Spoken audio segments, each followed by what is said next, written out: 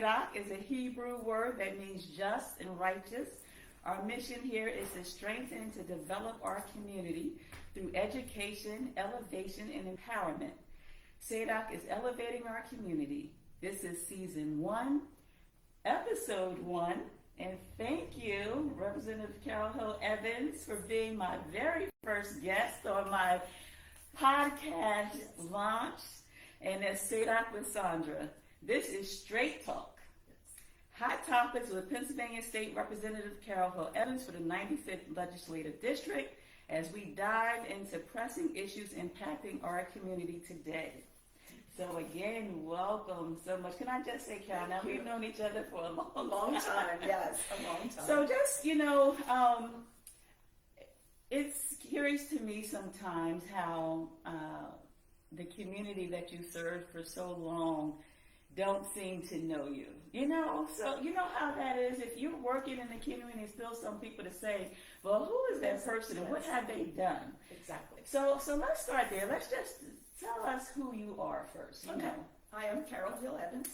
I'm a resident my whole life. I've lived in the city of York. And so I've been born and raised right here, went through all the same schools that so many of our students are going through now because they still exist.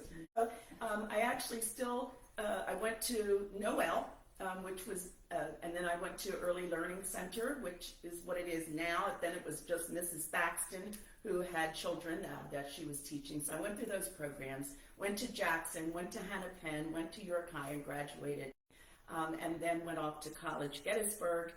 Right after that, I would come home after a year and a half being in college and would start a career here. I started working with Caterpillar. I was there for 27 years. I worked in different departments, but mostly personnel, human resources. And then when there was the announcement that the plant was going to close, I decided that it was a good time for me to go back and get my degree. So the day that I walked out of Caterpillar, I walked into my first class at Penn State York. I had enough credits from the time that I was at Gettysburg that I was able to get all those credits back. So I got my degree in business with a minor in marketing and a second minor in human resources.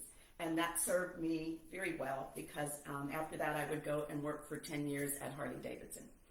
During the time at Harley, there was some unrest on York City Council that was really embarrassing. And I thought, you know what, these folks are not representing me the way I feel like I and the city need to be represented. So I didn't know what York City Council was all about, but I thought, whatever it is, I know I can do better than the people that are serving. I don't want to serve just to serve. I want to serve and know that I can do better, that I can be a better representative for the community in terms of being civil, in terms of just listening to people.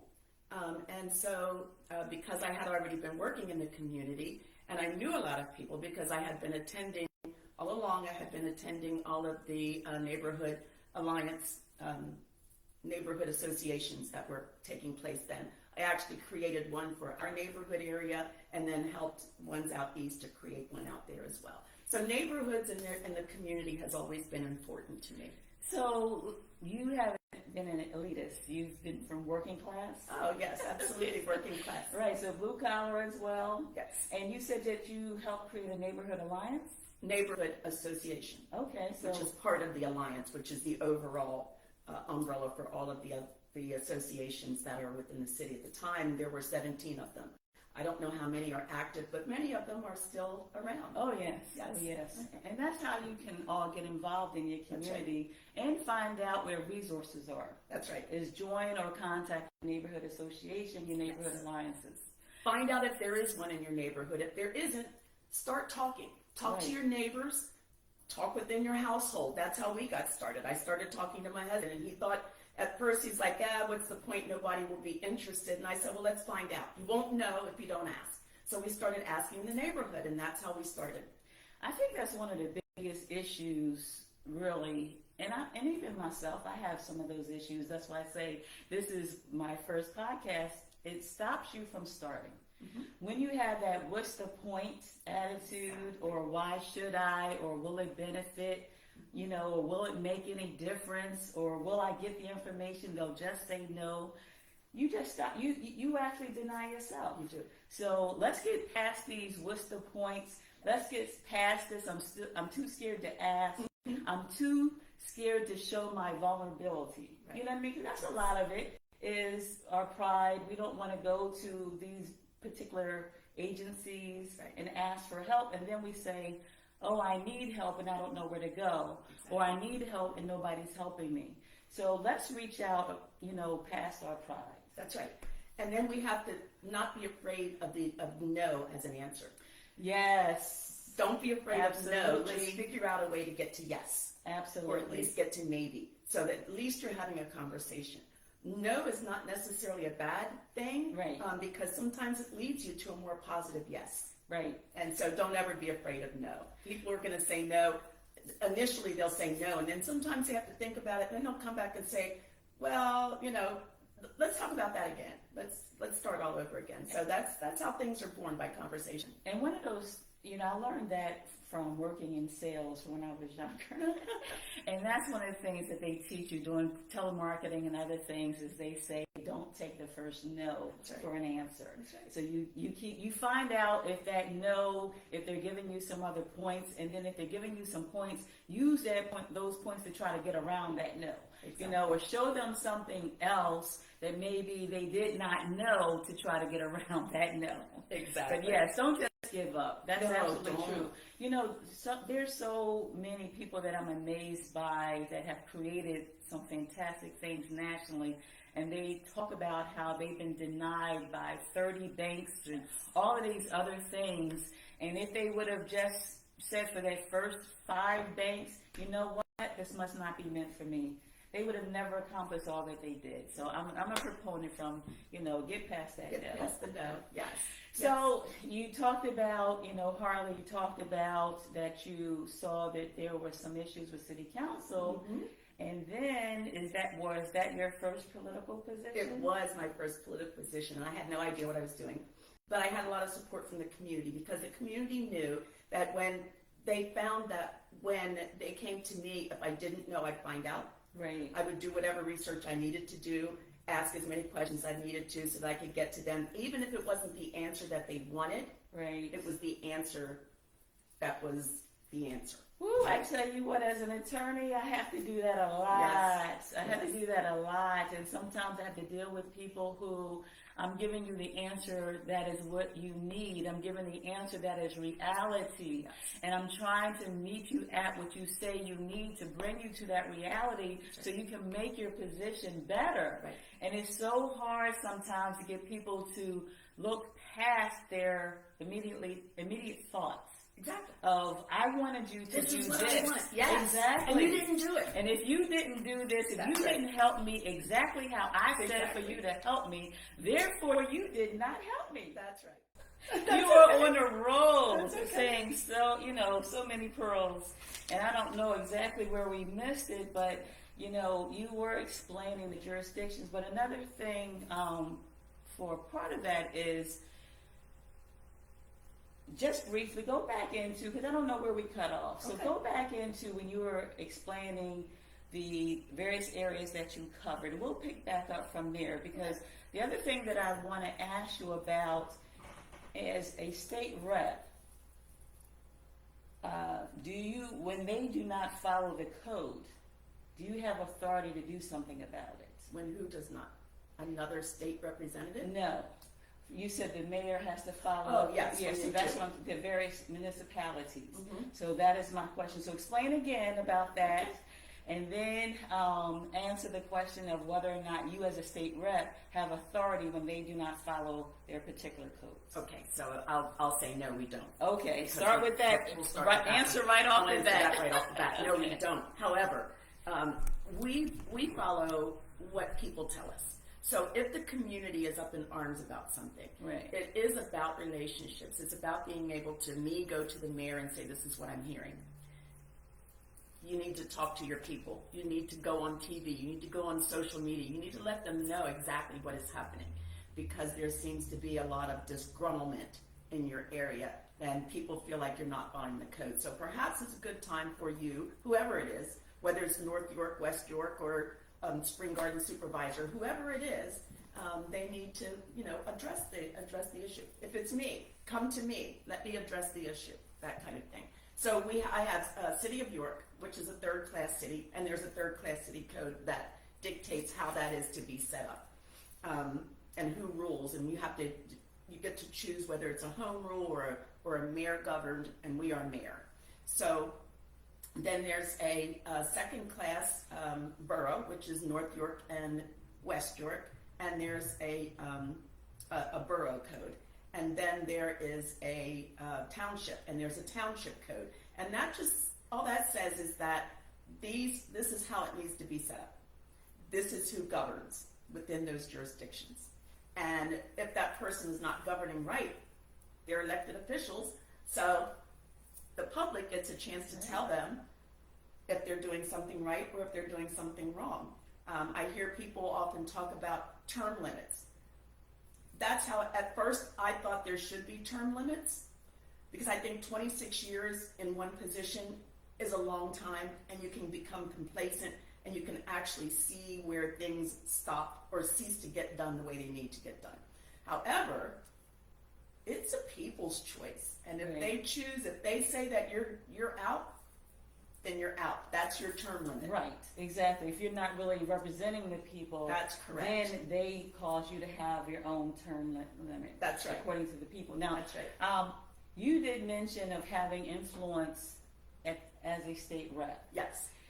So, speaking to term limits or when you first become a state rep, how much influence? Explain that process. So if the first time you're elected, you're what, freshman? You are a freshman. Right, that's what they call you? Yes, they call us So as a freshman, what type of influence do you have? Explain that as you first are elected. So when I went in, there were people who, they knew that York existed, but they didn't necessarily know about York.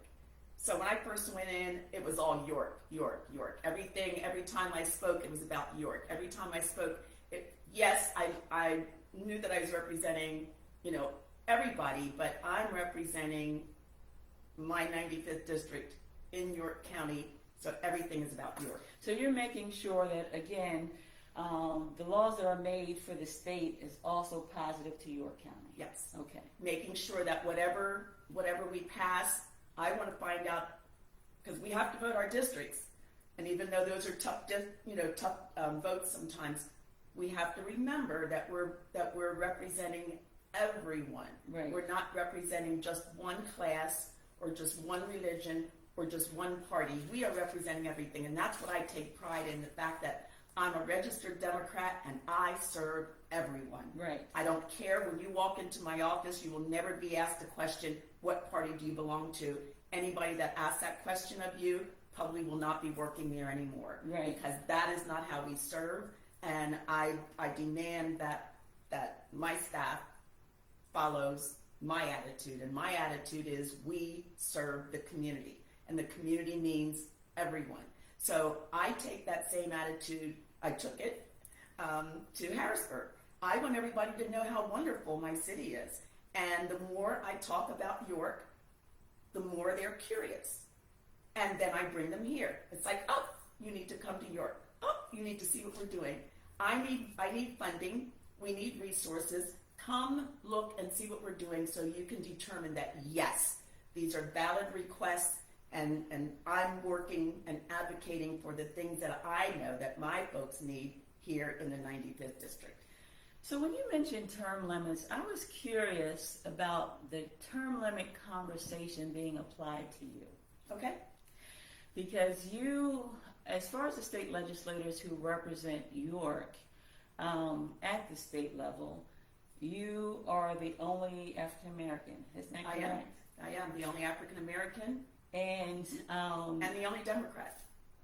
And so that's where I'm curious as to all of a sudden your position, and directly your position, is being stated as having a need for a term limit. But your counterparts like Seth Grove, he's been there since 2008, is that right? Yes. And with no conversations around term yes. limits. So let me explain it. This is kind of a hard thing to say, but it's how I view it, knowing what I know.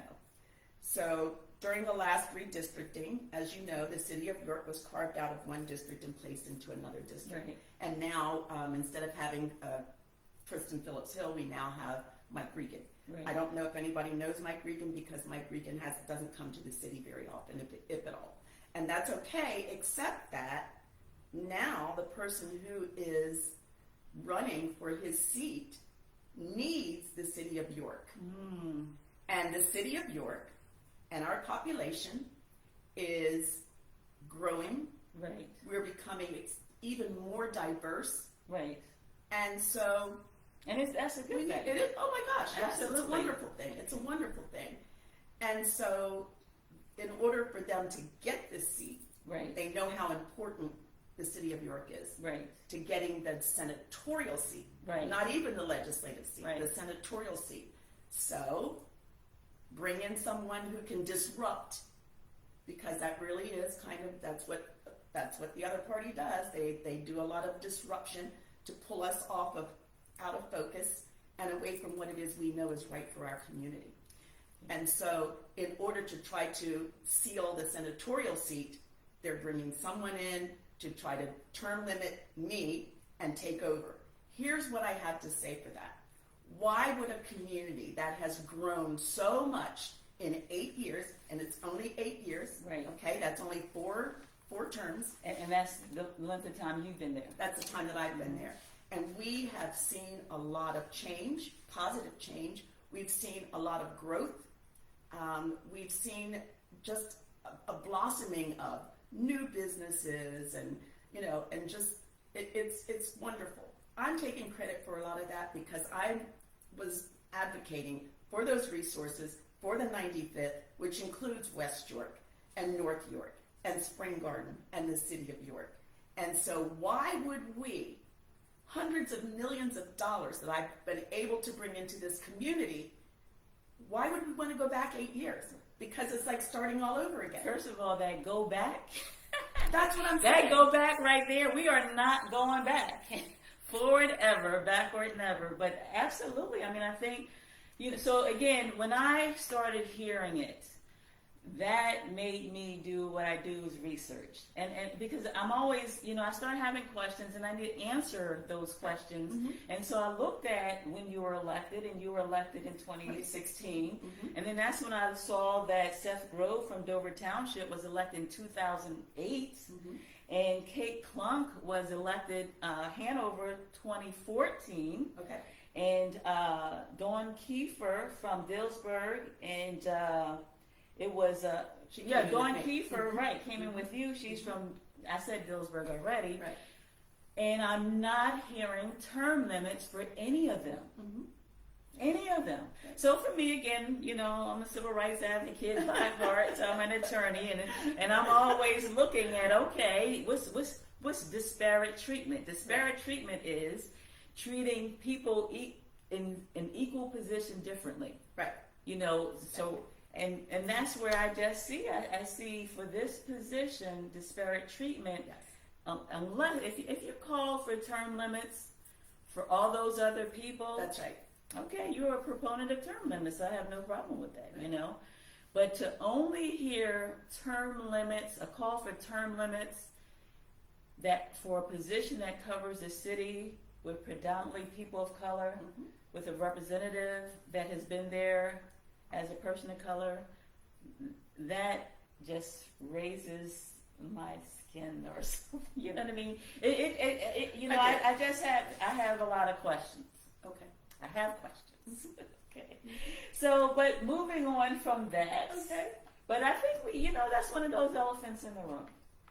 Needs to be addressed. Let's talk about it. Let's talk Absolutely. about it. If there's something that you think I'm not doing, that I've been here too long and I'm no longer doing anything, that's a conversation to have.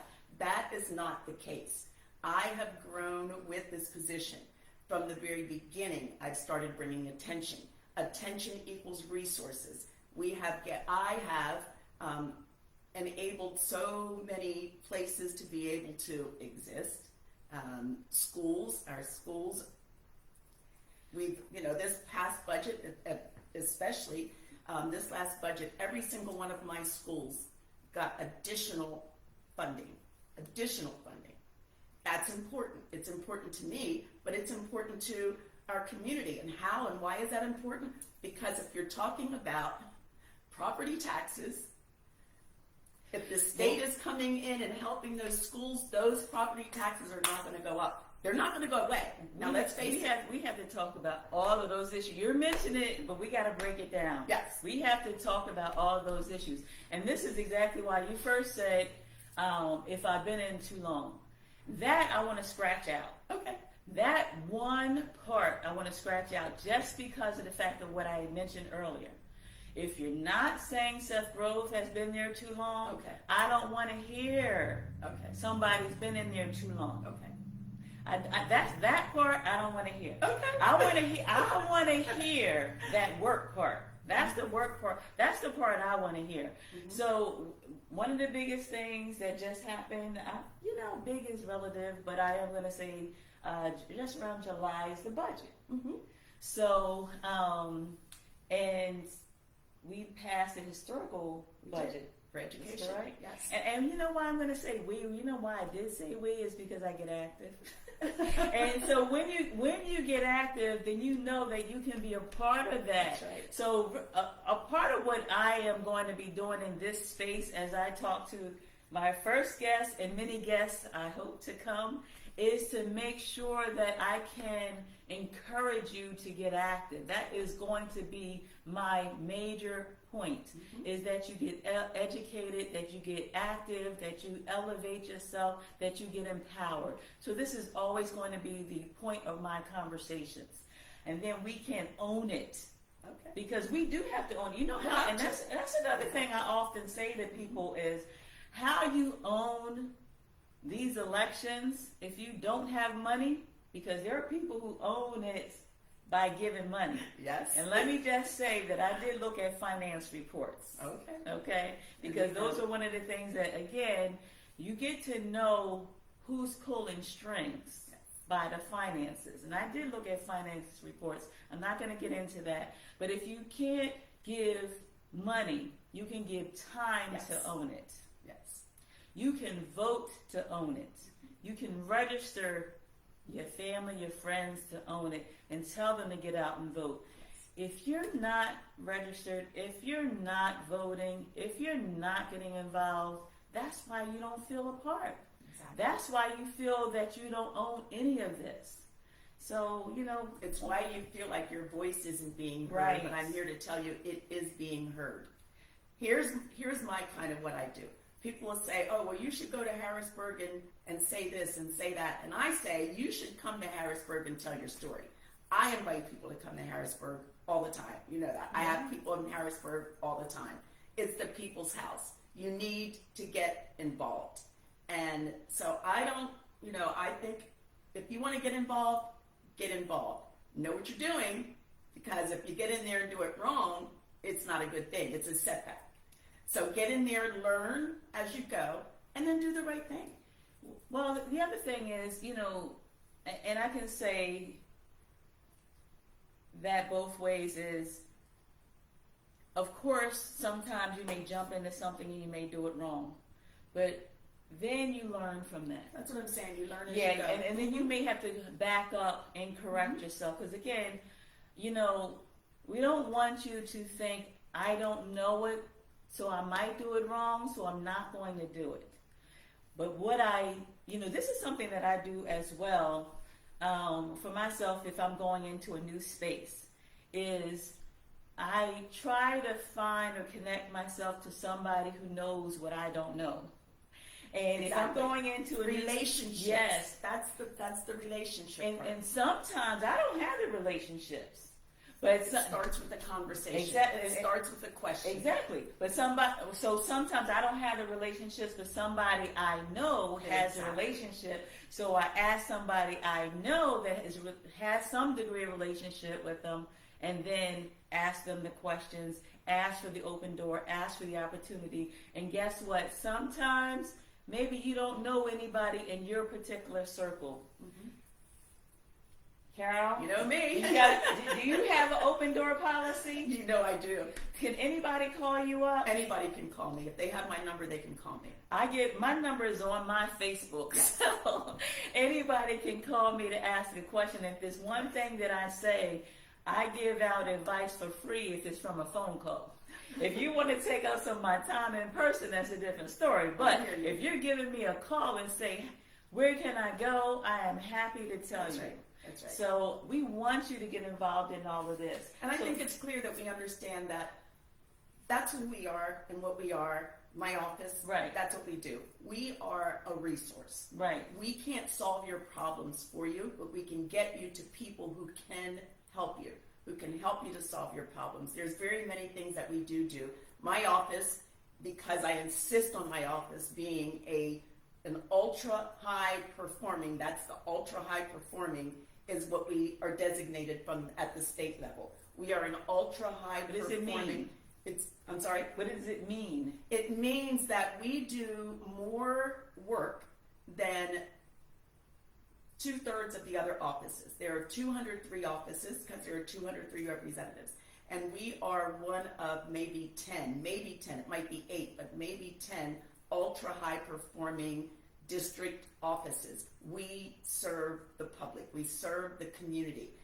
And I'm telling you, we do in the whole state, our office does the second highest number of property tax rent rebates.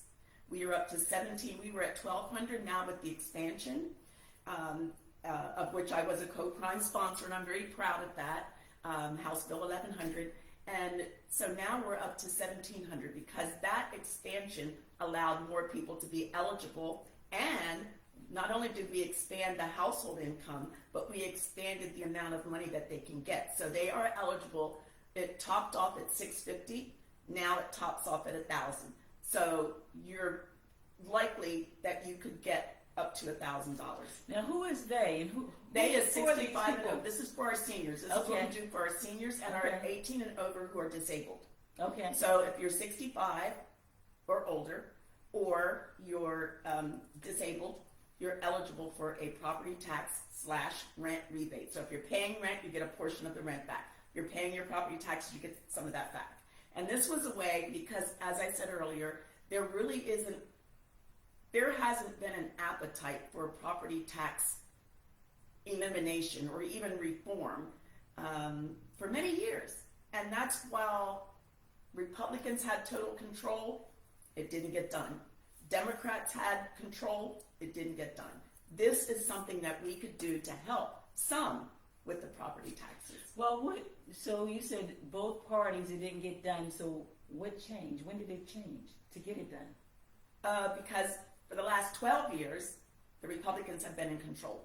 Right. Now, in the House. Right. So now Democrats are in the House, and we got it done. And okay, so that's since 2023. Since 2023. Okay. Mm-hmm. Now, since 2023, the Democrats have control of the House of Representatives. Yes.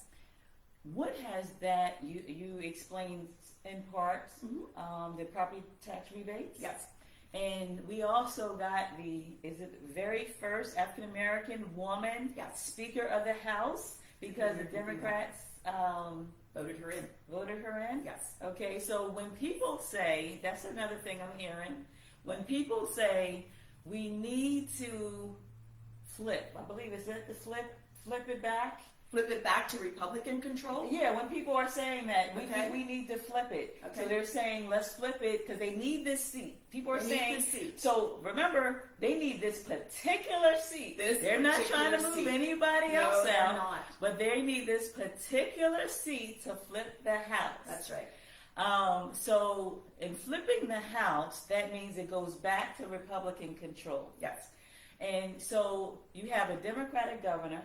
If the House goes back into Republican control, what does that mean for bills that affect the households? It goes right back to the way it was for the past 12 years, and I've only been there for 8. But in the 6, I'll say the 6 years that I was there, and not in the majority, we couldn't get any of our bills even out of committee.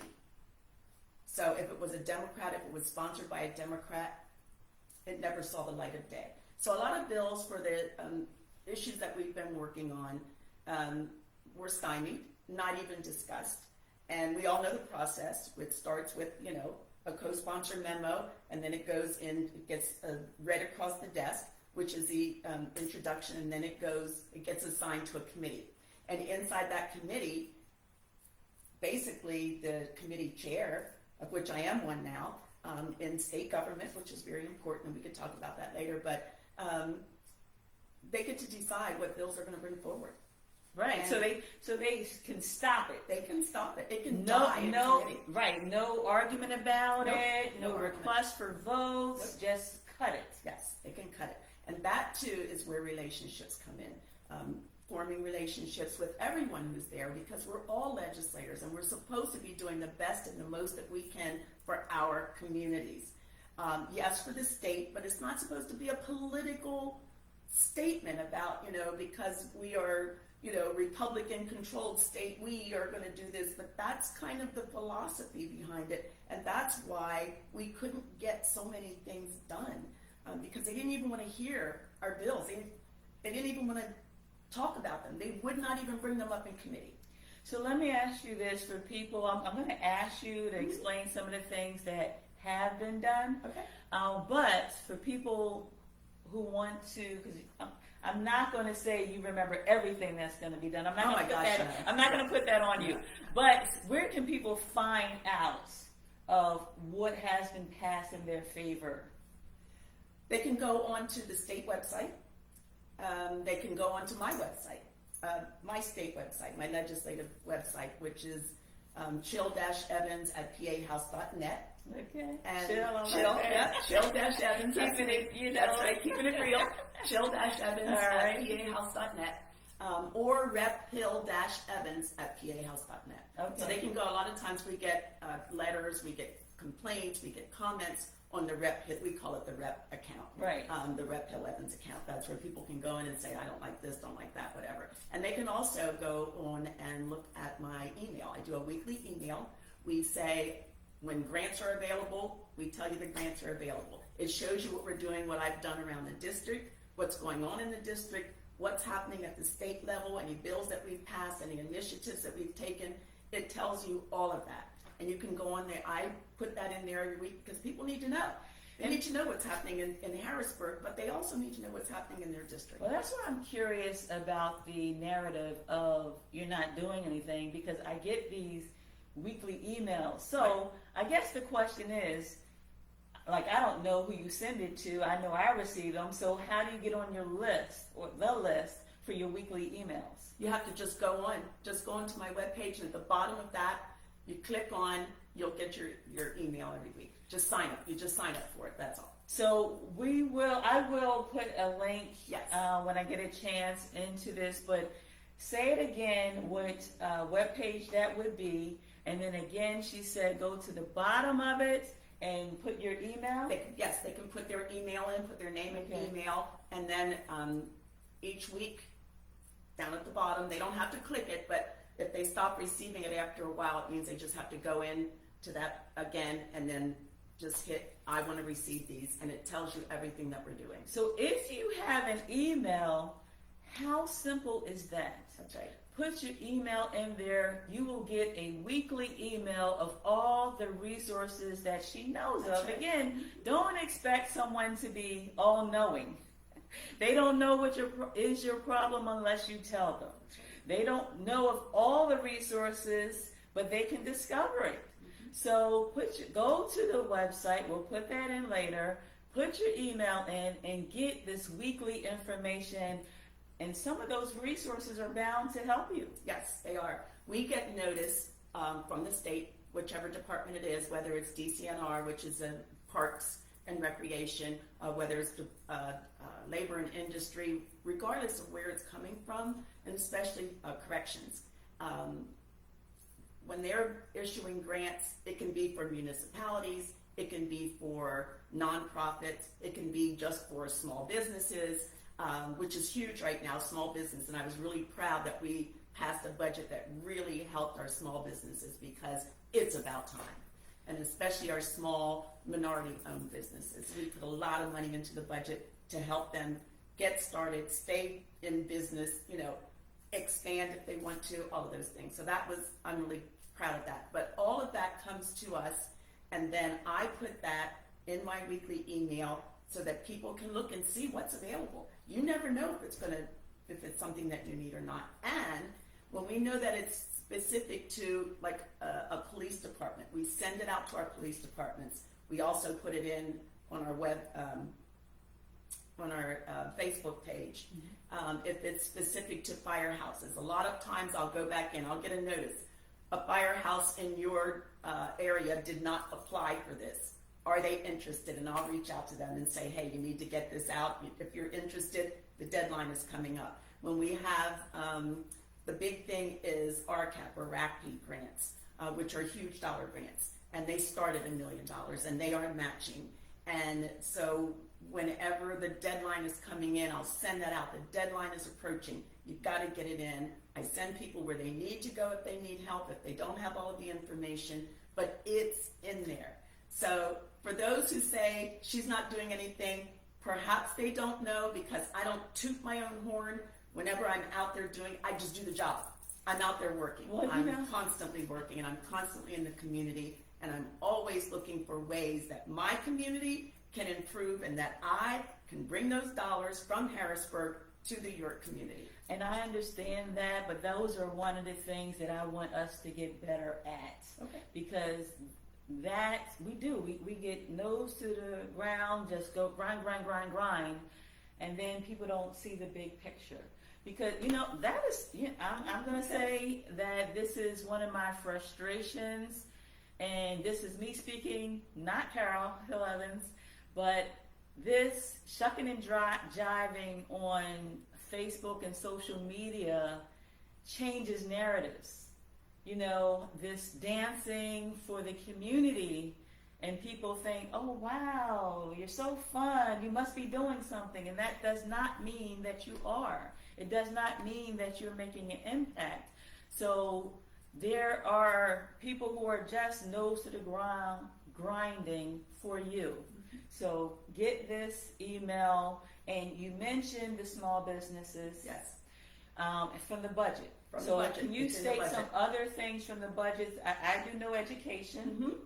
And so tell us how this budget is helping school districts like York City School District that is or has been, because they've been making improvements, They have been making improvements. known for lower test scores and some other things.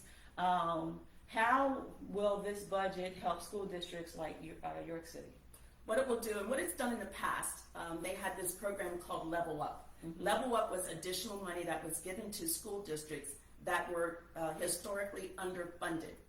And as a result of that, their students, of course, were not learning at the same level.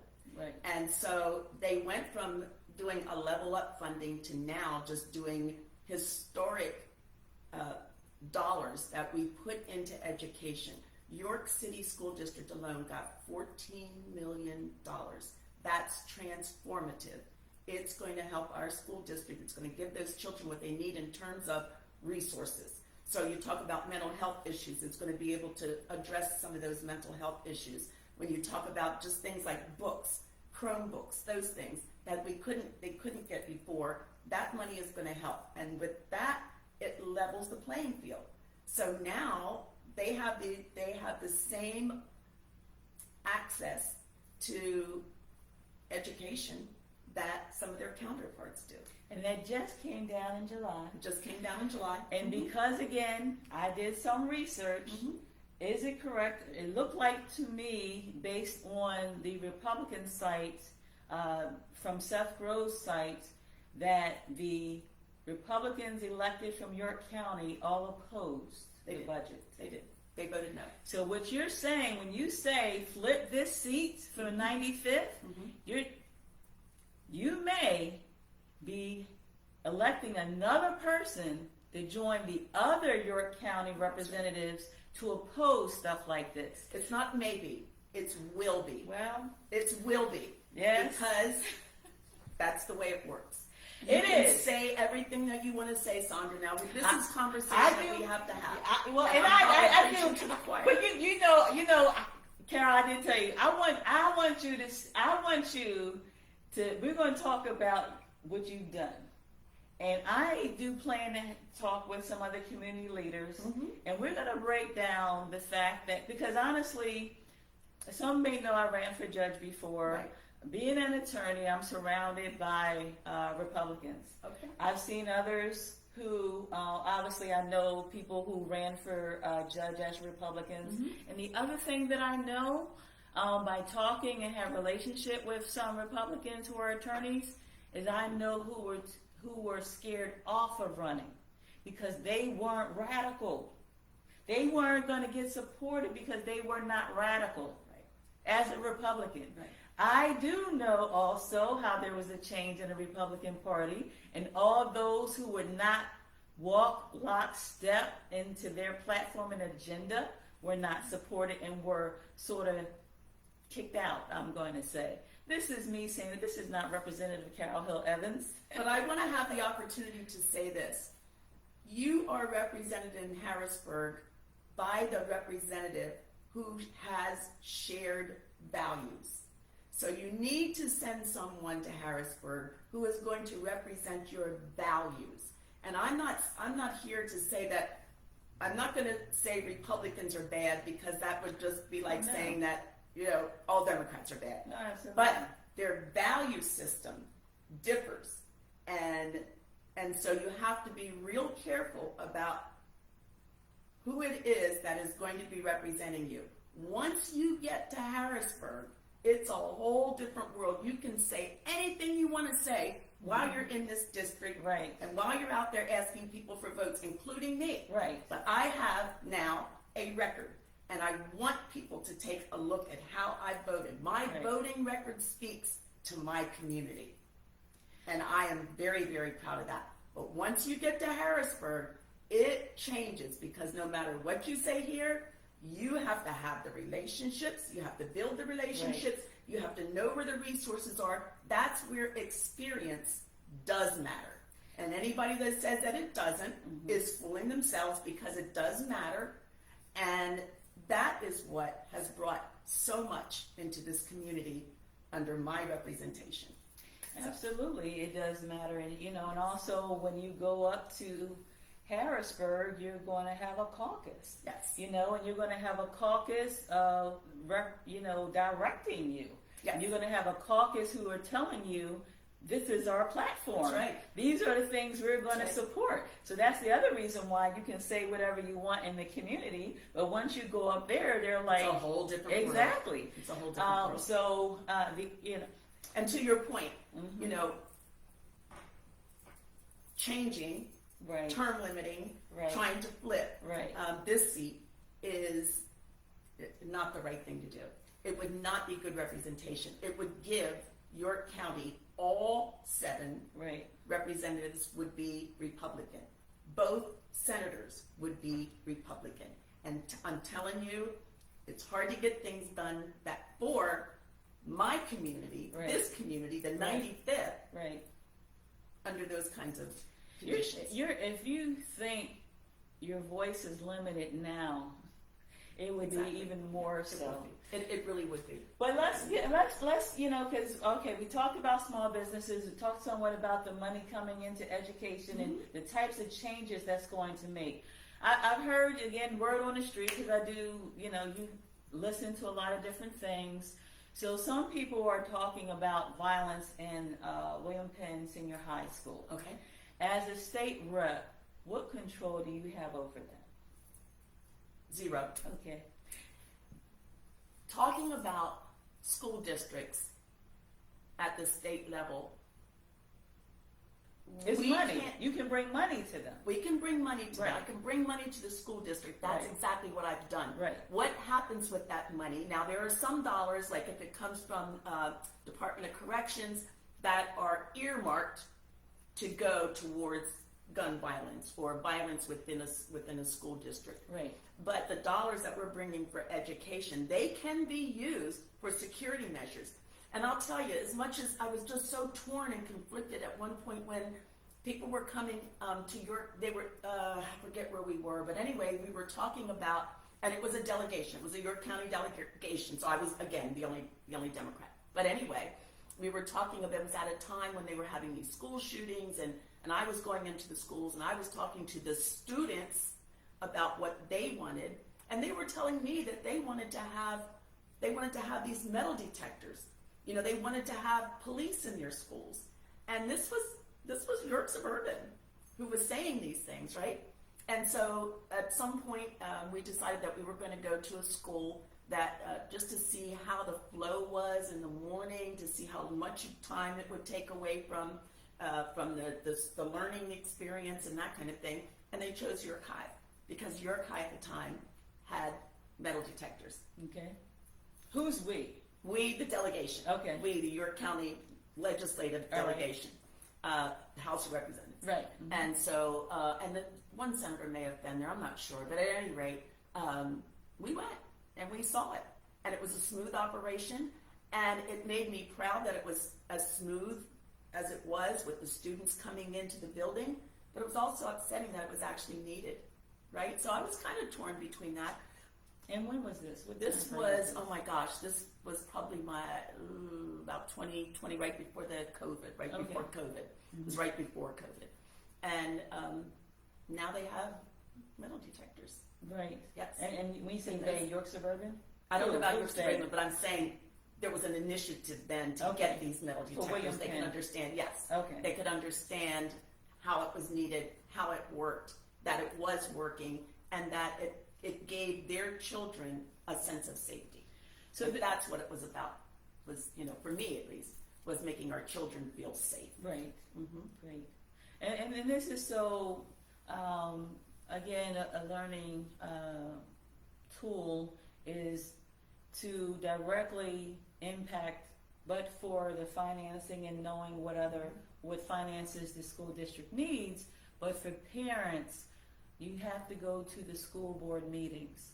And then you can hold the school board accountable for what's going on. Because they too are elected officials. Yes. You got them in there, you can get them out there if they're not doing the job. Absolutely. Again, your voice is your vote.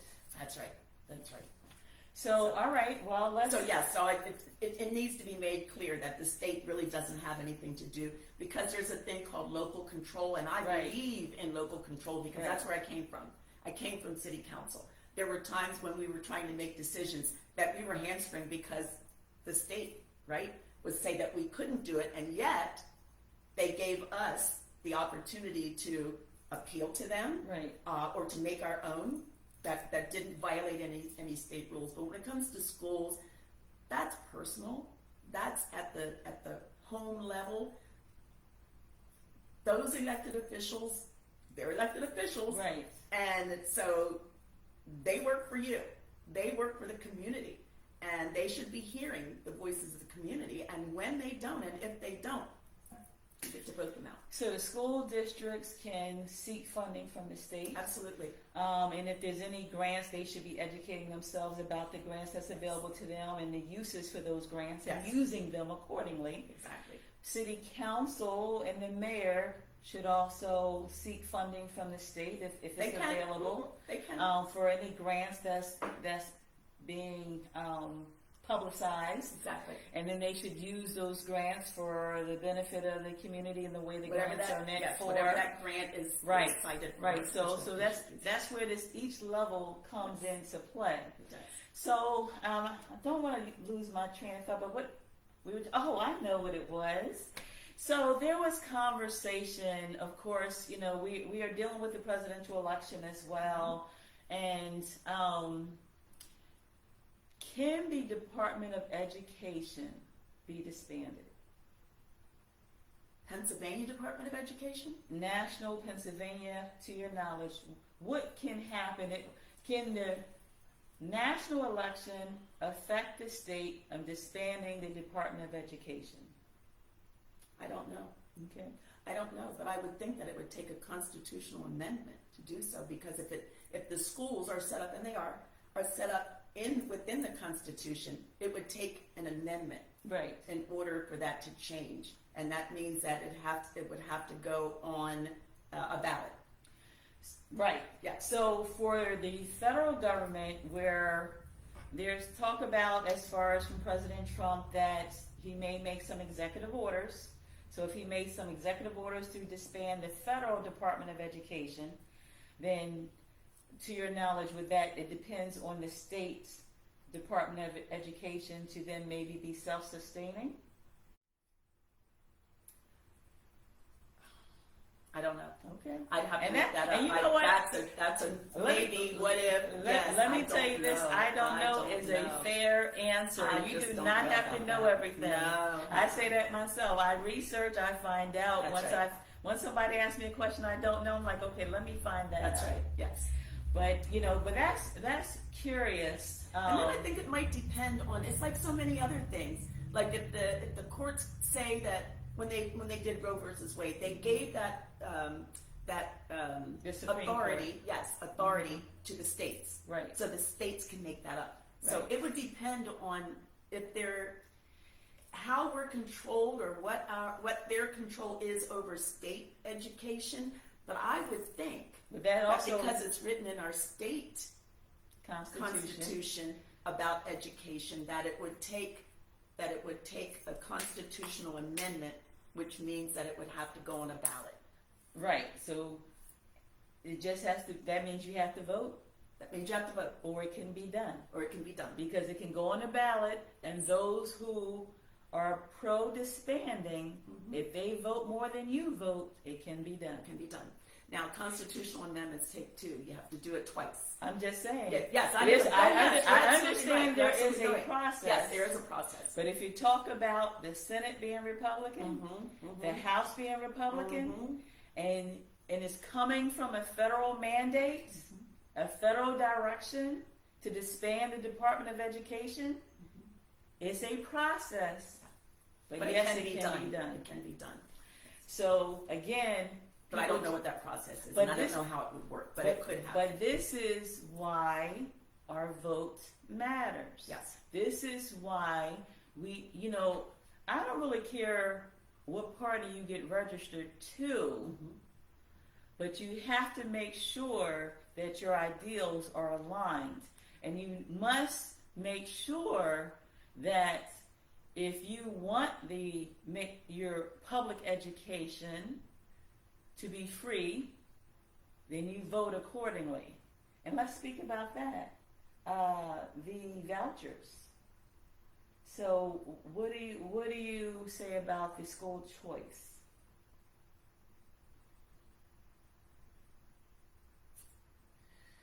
What do I say about school choice? Well, I'm told that I'm against charters.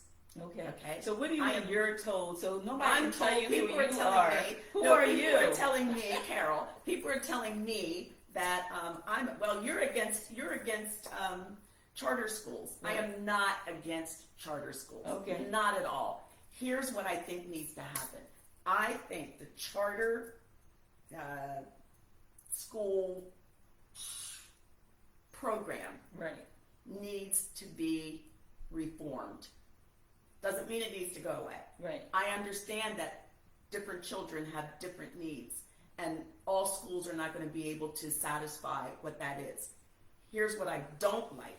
I don't like our public dollars being used by a charter school in order to purchase assets with Right. public dollars, Right. okay? And then if they choose to sell that asset, Right. they get to keep the money. Right. It doesn't get returned to the state. Right. That's not right, because that's affecting our children. It's affecting us and our property taxes. And if we're talking about property taxes, why would we want to be giving away those dollars for somebody to put in their pockets Right. instead of using them what they're intended for, which is to educate our children? Right. And supplies, books, Absolutely. computers. Books, school buildings. Oh my gosh, some of the school buildings, especially over in Philadelphia, the kids can't even be in the buildings because their roofs are leaking, and it's no heat or no air, and there's rodents, and it's just horrible, deplorable. And that's why so much money was put in the budget again this year, bless the governor's heart, in order to help school buildings, in order to make sure that our children, that they can learn in an environment that is safe and that is clean.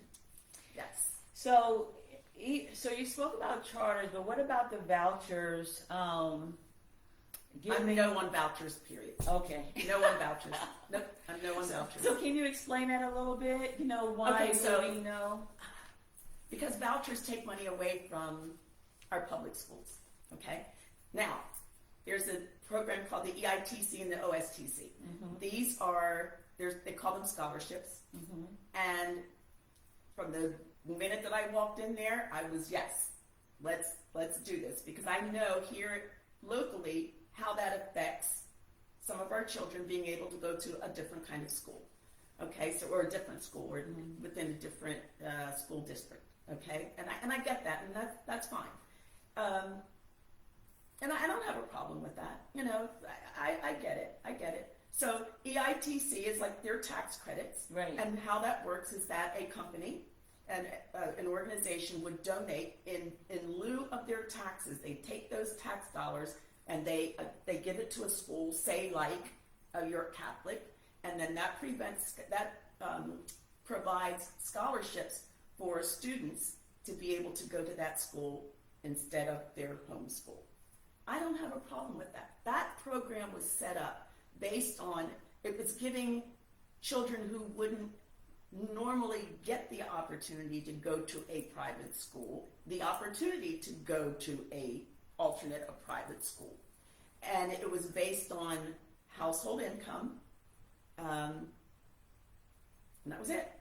So, and size of income in that, size of family.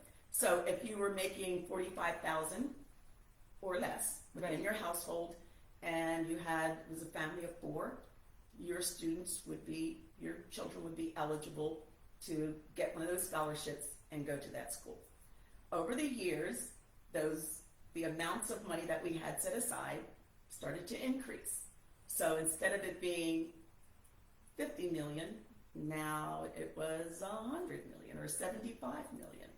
That's a lot of money to come out of our schools, or to come out of our tax base in order to provide that education for our students, which I didn't have a problem with because that's how it was set up. So each time that it came up in the budget, even though it was a slight increase, I was a yes. Yes. Until the year that they decided, we've got a brilliant idea. They being, I think it was Mike Torzai, who was the Speaker of the House at the time. Okay. And he decided that he was going to put in the budget that it was going to go up to, the household income could then be $125,000 a year. Okay? So now, and it's like, no, because now, because who makes $125,000 a year? Right. People who can already afford to pay for their children to go to private school. That's, to me, flies in the face of why the program was developed in the first place. And for that, I said no, I remain no, get it back to where it is. It was a good program. I supported that program, but the minute they started to, inch it up, and then they want to raise it to include people who were not underprivileged, not by any terms, underprivileged, then no, because now you've changed the whole scope of the program, and the children who need it the most are likely not going to be the ones that are selected to get those scholarships. And not only that, but doesn't the school have say-so whether or not they're going to accept the student, whether they have a voucher they or do. not? Right. They do. So you can have a voucher and the school still will reject your student. That's true. So that's not a guarantee. It's not a guarantee. It's not a guarantee. And they do have the option. They get to make the selection. Exactly. So that's why it's important to keep sufficient amount of money in the budget to make sure that you can get a quality free education right in your home school district. So let's also talk about tax relief. And if you touched on it, then remind me, but people you did speak about a program. I think you said 65 and older, and you also said 18 and under. 18, no, 18 with disabilities. Okay, with disabilities. So, what about the struggling family in between? So, what, if anything, is there for them that you know of or working on? Well, we've been working, I know, since before I got there, but certainly since I've been there, on increasing the minimum wage. Yes. That's a huge conversation. Yes. It's extremely If controversial. you can have a livable wage, then you can afford a lot of these things. You can afford a lot of these And things. you know, I do remember advocating for this and marching for this Yes. like almost a decade ago, and it's being blocked. Yes. And so, you know, this is where your vote counts, because It does. if you don't vote, we do have a Democratic governor who supports it. It does. We have a Democratic House of legislators that support it. We don't have a Senate We don't have a that support it. we have a Republican Senate. Now, that said, there was somewhat of an agreement. Okay. There was conversation around making it $9.50. I think that was we were looking for $15. And even 15 was $15 10 years ago. Yes, yes. 15 was about at least 5 Well, to 10 it years started ago. off 10 when I was there. When I first got there, it was 10. Maybe it was because I was part of advocacy groups. That could be. And we were saying that it needs to be at least 15. Right. And I do know it's probably probably on a closer to 10-year side. We were saying it needs to be at least 15. And I think now a livable wage is up to maybe 20. 20 to 25. Yeah, exactly. Yes, for a So- livable wage. And so again, when you have these split governments, then you don't have one mind. And if you don't have one mind, it's harder to get agreements. It is. So you're making all these compromises. I would like to think if everybody, you know, from governor, house to senate, I would like to say from the advocacy groups, we can get up to $20. Because then they have to answer to these advocacy groups. But right now you're saying that There it was started out some- at 1010. It started at 10.10. It's still at 7.25. This past budget, not the one we just, the one we just passed. We were hoping for 13.50. We were hoping for 15. Then they negotiated back to 13.50, and then it came down to 9.50, and then it just died. And the reason that it died is because there were so many other itty bitty little things, add-ons to that bill that made it so that nobody could vote for it. And Just so- couldn't vote for it. So again, my opinion, stop listening to these people pounding the pavement talking about how you're not getting money in your pocket when there's people that's like-minded that's stopping you from getting additional money in your pocket.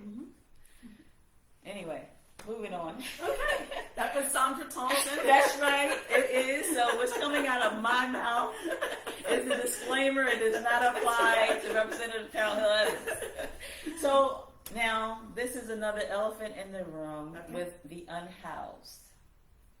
What Yes. programs have you been working on to affect the issues of the unhoused in York County? The biggest thing we've been doing is trying to, and this is legislative, we've been actually trying to change legislation that would allow, because now as we see it, we have a lot of buildings that are abandoned. We have a lot of malls Yes. that are no longer being used as malls. That would be, with a few upgrades and updates and divisions and things like that, could be housing. Right. But because of the way the codes are written, that's not allowed. So there actually is a Zoning. bill. The The zoning. zoning. There actually is a bill. I forget who introduced it, but that's of no consequence. Anyway, there is a bill that would relax those rules, that would allow the municipalities the ability to acquire those land holdings Yes. and to turn them into housing. And that's eminent domain? It's not eminent domain. Okay. They would negotiate. All right. There would still be negotiations. Okay. Not trying to rip anybody off or try to steal somebody's. No, it's not Okay. anything like that. But right now, there's something in the law that says that can't happen. So Okay. we're trying to change that clause in the All law right. so that municipalities are free to go ahead and, if they wanted to buy those and turn them into housing, that they could do that. So I've been hearing some things in the community that is concerning to me, and it's concerning to me because I'm concerned about the historical divide and conquer mentality, and it also touches upon immigration and the resources that's being given to immigrants like Haitians in York County. Do you have knowledge about that? I hear it too. Okay. I hear it all the time. They're coming in and, Yeah. they get, we've been here all of our lives and Right. people are coming in and they immediately get a social security number. They immediately get Right. this. They immediately get that. That's what I hear. So is that a state issue or federal issue? It's federal. Right. It is federal. It trickles down to the state because we get a lot of funding from the feds. And so I don't know at what degree. I'd really have to look that up. I'd have to have a real good class on how that actually funnels down. Okay, to so affect us. that may be your answer to my question of that I was thinking as you were talking. And so when you say it comes from federal and may trickle down to the state, Mm-hmm. is that applied to, say, federal gives you funds for this particular issue? Mm-hmm. Say for immigration or to house immigrants, or to give them job training or any of that. Mm-hmm. Are they like most grants that they're for a particular purpose and must be spent for that particular Oh, purpose? absolutely. So as a state representative, can you spend that money that's coming down from the feds in any other way? No. Okay. No. So then again, I'm trying to educate, help people to understand that it's so important. You have to understand for each level, and hold each person accountable Right. for their position at their level. Right. So, someone should not be supporting the narrative that a state representative has something to do with Haitian immigrants taking available houses from the other people who've already are homeless in York County. I mean, it doesn't match up, does it? No, it doesn't. We don't have anything to do with that. We really don't. We really don't. Can we affect influence? Yeah, sure. We can talk to. We do it all the time. We do resolutions that we send to the federal government saying, this is a need for our state. Please help us. We have a need for housing. So are there housing dollars available? We have a need for, I don't know, any other kind of, whatever the need Right. is. And if there is money available at the feds, it's competitive. So we're one of 50 states, as you know, but we can apply for it just like people can apply for state grants. They can apply for state, whatever resources are available. And a lot of times they're competitive, but they must be used for the issue that they were intended for. So you can't take dollars that are intended for housing and use it for education. Right. Just, to use those as examples. They're specific. They're specific to what it is they're supposed to do. So, go ahead. Well, no, I definitely. If my face says I'm trying to get another question, ignore my face because I want to make sure you finish your points. No, that's but my mind is always rolling. Right. But no, I do want to. And what came to mind is the other thing that is often, people jump on bandwagons. Is Pennsylvania a sanctuary state? I don't know that we are. I know Philadelphia is a sanctuary city. Exactly. So I have that it's not. That Pennsylvania don't is think not it a is. sanctuary Mm-hmm. state. But each jurisdiction, municipality can decide for Mhm. themselves. Now, York City, I'm not sure if York City is a sanctuary city. You have to ask But- me that. I don't know. I And apologize. that was going to be my point. Okay. Because that goes again to I think who. we are. We're a welcoming city. I Right. don't know if that's sanctuary. Yeah, Those that two, may I don't know if they're interchangeable. right. But again, the whole point I'm making is educate yourself on who to hold accountable to whatever the issues you are. And please, there are people who were given marching orders and they were given speaking points. And just because you hear these speaking points from people that you like, do not mean it's accurate. So I'm here to make sure that we get accurate information out to the community. So whatever your opinion is, hold to your opinion. I always say that.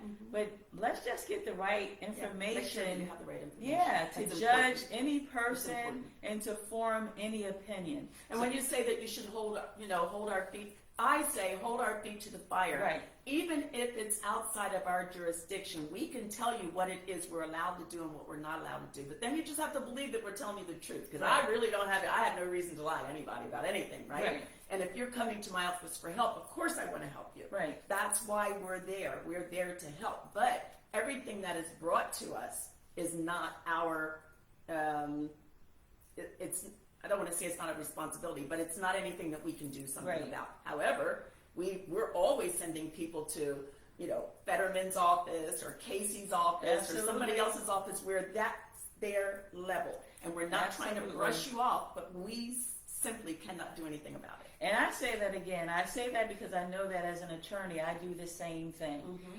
Somebody may call or contact me for area law that I don't do, or I don't want to do. Right. Either way, you know what I mean? Different from a state rep. But then, I can say, well, this is my recommendation. These are some people that I know who do it. This is a website or a resource of where you can find the information. This is how you can empower yourself to do it yourself. That's right. And that's important that you said that, to do it Absolutely. yourself. Absolutely. We can help, but we can't do it for you. We have people come in all the time and say, I need this form filled out. We cannot fill out that form. They don't want the information from us. It has to come. Otherwise, if we're filling out your information for you, that invalidates that form.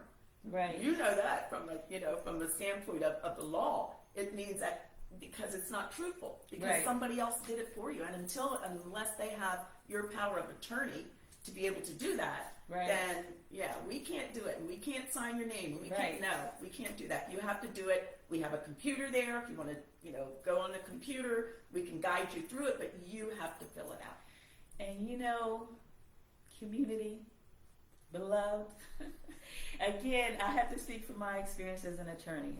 Sometimes for clients I do represent, and sometimes for people that maybe I don't actually represent them, but they just want to know how to do something. And I say, do this, this, this, this, this. This is what I need to make a successful case. This is what you need to do to accomplish the goal that you say you want. And sometimes people tell me that's too much. Yes.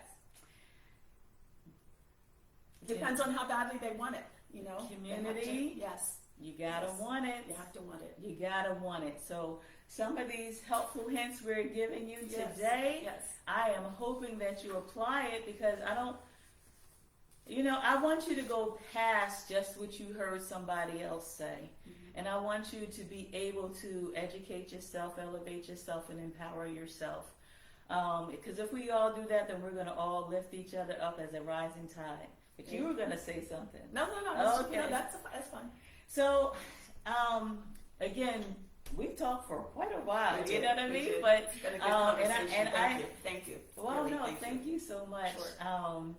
And I know we really did not touch but the surface, because there were other programs that I know that even Governor Shapiro has advocated for. And being on Seth Grove's website, I saw they were speaking against it. And so that goes again to say that there are programs for you to put money in your pocket as an everyday person, talking about, well, you know what, the other thing I saw that you sponsored a bill for, I think it was menstrual. Yes, I was just going to talking about that. Yes, yes, So yes. I'm Yes. trying to do some research. I'm Thank trying to you. find out Thank what's you. going on. Yes, yes, and yes. this is why I say we talked for a while and we didn't even touch upon all Oh the my things gosh, you've there's so done. many other things. And the point is, it's like, what have you done for me? What have you done for me as a person? What have you done for my household? That's right. There are so many bills, and the bills are the legislations that get money into your pocket that are being introduced. But again, if you don't vote, register to vote, and then vote for your particular interests coming home to you, and if you don't know who actually represents that, then you're stopping the money from being allocated. Exactly. So, but go ahead and speak about that. So, it was Rep. Parker, Dorisha Parker, who's out of Philadelphia. She and I got together, and we were being told about this need for menstrual cycle products. I went over to Philadelphia to an organization. It's a nonprofit young lady who had started it because people were coming to her, young girls were coming to her, and she was noticing them that they were out of school, and I was like, why are you out of school? Because, well, I got my cycle and I don't have enough money for this and that. And so she started looking around and asking people for, these were leftover products or outdated products or whatever that they were pulling off of their shelves. That's how she got started. So then word spread. She actually came and talked to us and told us about this need. We then put that into legislation. This budget has $3 million. We asked for $500,000. Governor Shapiro said, and his wife said, that's not enough. We need to touch every school. So he increased it, and it passed in the budget for $3 million. What that will provide is period products for our schools, for all 500 of our school districts that need it, that want it. But it is there and it is available, and I just feel very honored for that. What that's going to do is, if you can't speak education without living education. Right. And so you have to educate these children. Absolutely. They can't be educated if they're not in school. Some of these Absolutely. schools, for these children, that these young ladies that don't have the products that they need, they also don't have Chromebooks. Right. So they can't be online. They Right. can't be doing it. They're just missing out on their education, and it's too important. And it seems, in a $40 billion with a B dollar budget, $3 million is Right. a drop in the bucket, Right. And so I was ever so happy that he agreed with us, and he wrote our legislation into the budget to help these schools. So it's $3 million for period products, and that's what I've done. That's some of what I've done. Right, because I Part of saw what I've done. maternal Yes. care. Maternal care. I saw a lot about veterans. Yes. Uh, Veterans. Yeah. My veterans, yes. I saw also, as far as making sure that employers do not mandate religious and political participation to employees, Right. and to discipline them if they don't participate. Right. So, again, this is It's important. These are things that are Exactly. important to each of us, all of us. And so it's important to be there, to be the voice, to advocate for people. That's what it's all about. I saw giving more money or to mental health crisis response. Yes. I also see that this analyzing the district attorney and the public defender's offices, comparing them to private law offices. Yes. That's about money. Mhm. Also, It is. because if you can't afford an attorney, then you have to rely on the public defender's office. If the public defender's office do not have the proper resources to represent you, then you may or may not get the proper defense. So introducing and trying to get bills passed to analyze all this comes back to you. It does. Comes back to your daily lives. I saw also that it was a federal program that for the summer where they gave $40 a month for 3 months to it was to help students have food. Food, yes. The backpack, yes. Right, and then there were governors who said they didn't want the money. So that meant that those people who were food Starved. deprived Yes. did not get it. didn't. But our governor obviously did accept it. So again, this is something that so look, when I grew up, we went to those camps and ate lunch at those camps and food Right. programs, and I grew up and had the block cheese and all that type That's of right. stuff. So That's right. It that was means good. It was good. It was, you know. this is why you need to again vote your interests and your needs. You have to get registered. You have to vote, because with you even not voting as a vote, because those people who want to make sure that you're having food coming to your household, that you have quality education, that you have a sufficient wage to pay your daycare, to go to work, Right. cannot be elected unless you vote. That's right. For women's issues, I'm also very proud that I was one of the co-sponsors for, it's called dense breast tissue exams. A lot of times when we go for our mammograms, we were finding that women over and over, whether it was the equipment, whether it was actually an issue, but they couldn't get clear, precise pictures of the breast to see if there was any cancer there. And they would have to go back. I know I've gotten several letters when it said, you know, the pictures were unclear, you have to come in for a retest. When I go in for a retest, my insurance company was not paying for that. And it's expensive. It's expensive. So what do? Take a chance that there might be something there, but you can't afford it, so you end up with cancer, which is even worse and could be deadly.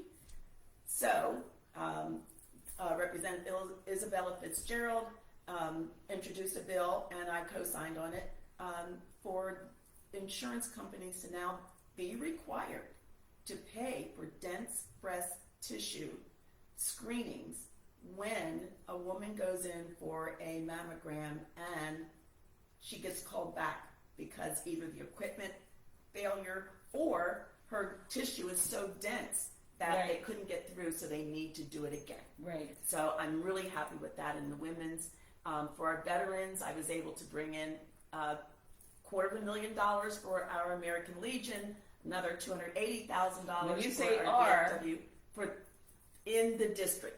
I did York, it in our York district, County, York. the 95th. Yes. So I want to In make the that 90 clear. Okay. All right. Yes. I'm trying to make these things crystal clear. Okay, yes. How much money did you bring back to York? $251,000 Okay. for American Legion, All Post right. 127, and now for VFW, Post 556. So altogether, over $500,000 for our veterans to upgrade their facilities, because these are people that put their lives on the line for us. You know, they raised their hand, they said, I would die for my country to protect my fellow Right. citizens. We need to be doing things for them. And along that same line, Tuskegee Airmen, on March 29th of every year now, that is designated as Tuskegee Airmen Day in the Commonwealth of Pennsylvania. I was a co-signer. That's what we do for our veterans. We need to acknowledge all of our veterans. And we were doing Vietnam vets, and they're all worthy of recognition. But our Tuskegee Airmen were being overlooked. Mm-hmm. And so, yes, so now that is March 29th of every year. Right. It's not it's a state recognized holiday. It doesn't mean you get time off, but at least, you know, it's acknowledged. Okay. And that means a lot for our veterans. Some of them are still living. They're in their 90s. We brought them to the house, big celebration. It was wonderful. And they were just there in tears, just being recognized. And it was just so, you know, does your heart good to know that those are the kind of things you can do for your community. Absolutely. Yes. And on that note, Yes, I know, right? so I do want to acknowledge, can we acknowledge Martin Bell? oh yes, Okay, absolutely. so we've been enjoying glasses of Riesling. We haven't raised that much, but a couple of sips. Well, yeah, a couple we're of talking sips, so much. Right. Yes. And this is Mark and Val Wines, right here in York, and we are Absolutely. enjoying their Riesling, and kudos to them. Another small business that we are. And may I put in a plug? Absolutely. Go Okay, ahead. so on October 6th, Yeah. I am going to be hosting a multicultural small business resource fair. Okay. It's going to be held at Crispus Attucks. It's going to be for 2 hours. I think it's 1 to 3 or 3 to 5. We're doing it because it's on a Sunday, because a lot of our small businesses are open. They're open, you know, Monday through Saturday. Right. So Sunday is the opportunity for them to come out and be celebrated and meet other small business people share some door prizes or whatever and a few little munchies and get to know one another. And it's multicultural. We did one for, the first one we did for women-owned businesses was, I think it was 4 years ago. And then after that, we did one for Black-owned. And then last year we did one for Hispanic Latin-owned. And this year we're doing multicultural. Okay. So we're bringing everyone together under the same roof, and I'm excited about that. So please, if you are interested, you should have, hopefully we have your name on our list. You should have been invited to attend. If not, please call my office, 717-848-9595, so that you can get on the list if you would like for your small business to be included in this resource fair. So. And state your website again, and state the date and time. Well, you're not sure about the time sitting here. Yes. But if they go to your website, put your their email in, then they can have access to your weekly. Have access to my weekly email. Yes. And that is REPHILL-EVANS@PAhouse.net or Evans I like that at PAhouse.net. Either one of those. And the date of that again? October 6th. Sunday, October 6th. So you have been to the season 1, episode 1 of Sadak with Sandra. Again, Sadak is a Hebrew word that means just and righteous. And remember, your mind is a weapon. When you pursue education, aim for elevation, and channel your creativity into empowerment, then no door can hold you and no one can stop you. Your mouth is a weapon that can stay your doubts and insecurities, so speak life to yourself. Please like, comment, and subscribe. You can find me on YouTube as well. We'll upload this to that and on other social media and podcasts. So thank you for joining us. Need this nugget of encouragement. Things will be alright, so quit your worrying. I get it. The odds seem stacked back against the wall, but even consider it such, know you'll stand tall. Sat and watch from the sidelines one too many times. Wicked games to play make me wanna lose my mind. Found solitude knowing it'll be over soon. Ever need a boost, count on me for the 1-2. Trouble don't last when the tough get going. Baby, all we do is win, so show me my opponent. Adversity, doubt, stress, could care less, cause how we handle those like an S on our chest.